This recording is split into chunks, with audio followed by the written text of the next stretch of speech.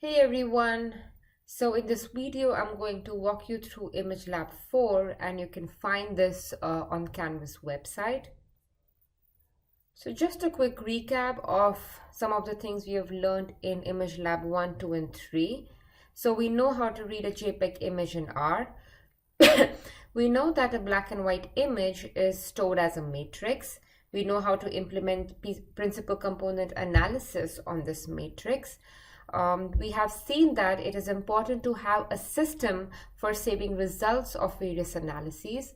So in Image Lab 3, remember we created a separate folder to store the results of PCA on the black and white Cape Town image.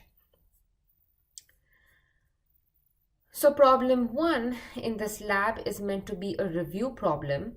So basically you will be repeating most of Image Lab 3 but on the picture of Lena, which you can find on Canvas.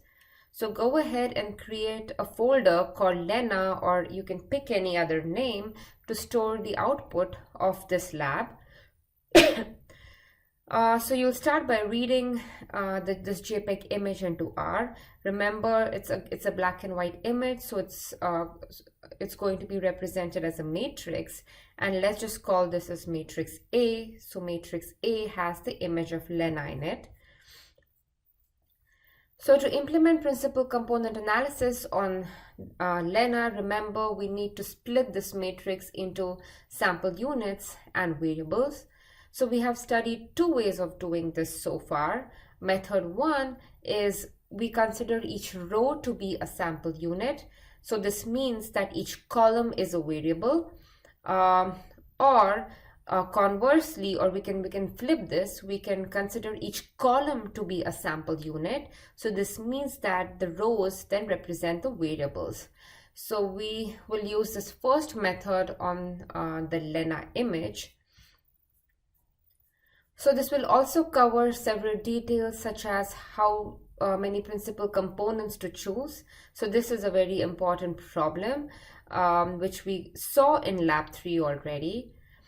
So we'll also be outputting, we will also output reconstructed images into our folder called Lena.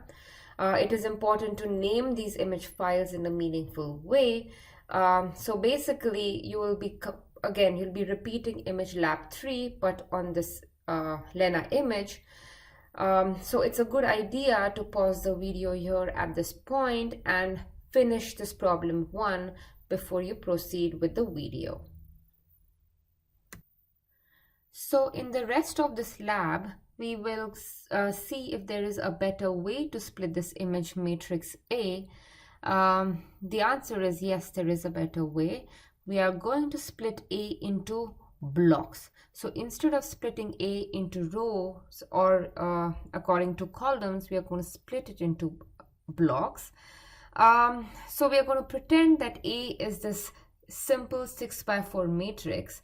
Now so A is actually an image matrix. It's a huge matrix, but for demonstration purposes we are going to pretend that our image matrix is this very simple 6x4 matrix. So suppose we want to split this into blocks such that each block is made up of 3 rows and 2 columns. So how does this look like? So let's see, I want 3 rows and 2 columns in a block. So this is my first block, second block, third block and fourth block. So 3 rows and 2 columns gives me 4 blocks, and we are going to treat each block as a sample unit. Again, each block is going to be a sample unit. So I have 4 blocks, so my sample size is 4. Now each element in a block is a variable. So each block has 6 elements. So my number of variables is 6. So again, number of blocks is the sample size. The number of elements inside each block is the P is the number of variables.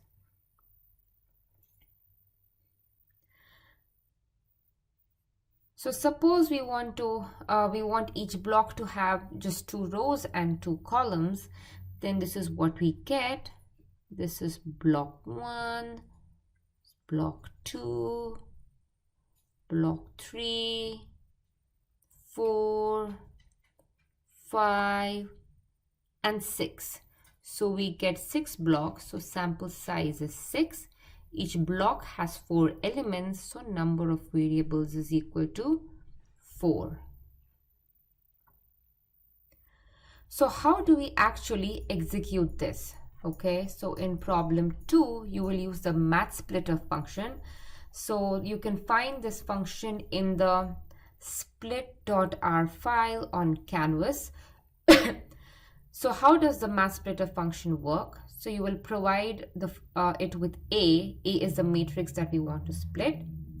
R is the number of rows that we want to have in each block.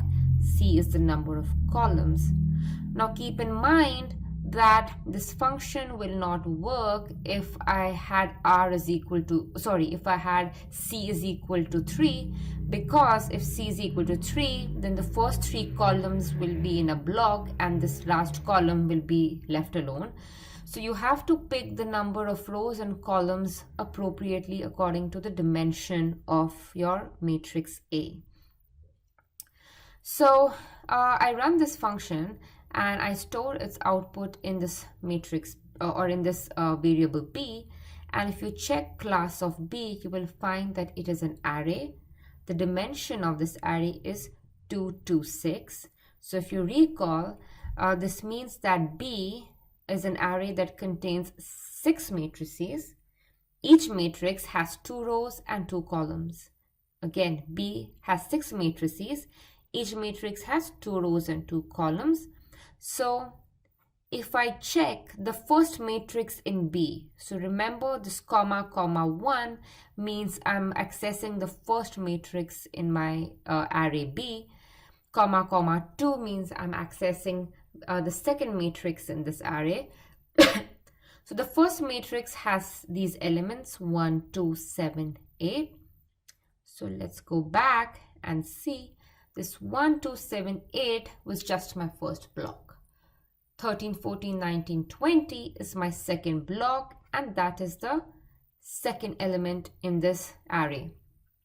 So what this matsplitter function does is it gives you an array such that each matrix or each element of this array is a block. So it's a good idea to pause the video at this point and complete problem 2 from this lab.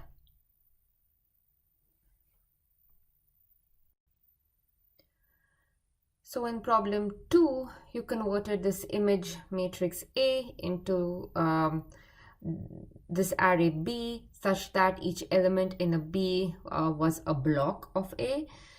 In problem 3, we are going to study how to create a data matrix. So in order to execute principal component analysis, you actually need a data matrix where each row of that matrix is a sample unit and each column is a variable. So we need to rearrange these blocks into such a matrix. So how do we do this? So we will be using this AS vector function. This is an inbuilt function in R. So for example, consider this following matrix C. So if I feed C into this AS.vector function, what I get is a vector containing all the elements of this matrix. So to create this data matrix, we are going to run this following code. So this matrix M will hold my data matrix. So the dimension of this matrix is N. N is, remember, N is the sample units or the sample size. How do you find the sample size? All you have to do is check length of B, right? So remember, the number of elements in B, right, is the sample size. So you can get N using length of B. Alternatively, you can also use this function.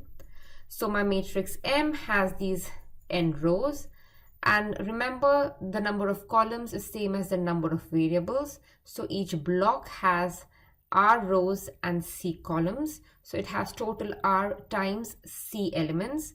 So in other words, it has R times C number of variables. So in this case, there are 4 variables. So I create this matrix M, which has all zeros, but it has the correct dimensions.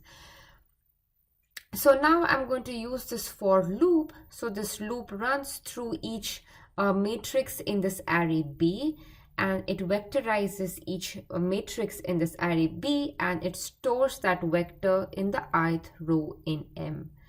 So once we run this code, we get this following output. So again, dimension of M is 6 by 4. The first row of M is 1728. If we scroll back up, yeah, so we see that 1728 is this first block in B. And the second block was 13, 19, 14, 20. Let's go down and see that it's the second row in this matrix, right? So now we have this matrix M, where each row is the sample unit, each column is the variable. So it's a good idea to try this out yourself. So you can pause the video and finish problem 3.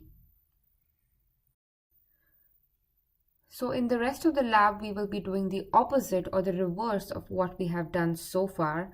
So what have we done so far? So we had this matrix A.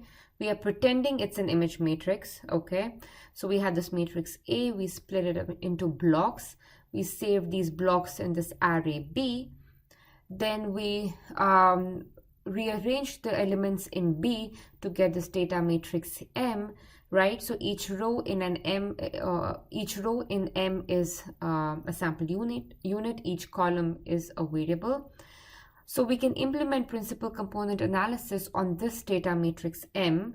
So just a quick recap, in PCA, we first obtained this transform data Y. E is the rotation matrix. This 1 to 50, in case we choose 50 principal components. I've just picked this number 50 randomly. You can pick any other number. So once we get this Y, we get this transformed data matrix M hat corresponding to the Y. So we did this in Image Lab 2, so you can refer to this lab if you need to. But this M hat is not plottable yet, okay? So we need to rearrange elements in this M hat to be able to plot it, or to be able to get a sensible image. So since this image matrix A is a made-up matrix in this lab, we won't actually be using principal component analysis. What we will do is, instead of working with M hat, right, we will work with this data matrix M, okay?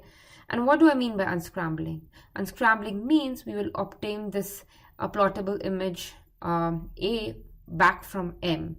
So in problems 2 and 3, we obtained M from A. In problems 4 and 5, we will obtain A back from M, okay?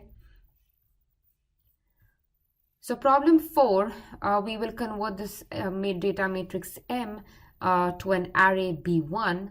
So I'm initializing this array here. The dimensions, so it has n elements, right? N is the sample size. Remember, our blocks had 2 rows and 2 columns. So I'm initializing B1 to be an array with n elements, or n matrices. Each matrix has R rows and C columns. So if you execute this code, you will this is the output you will find. So the first element of this B1 is just this 1728. So I have converted this data matrix M back to the blocks, okay? So these are just some other elements of these blocks, or of the array B1. So it's a good idea to first finish this problem 4 to get a hang of what is going on before proceeding with problem 5.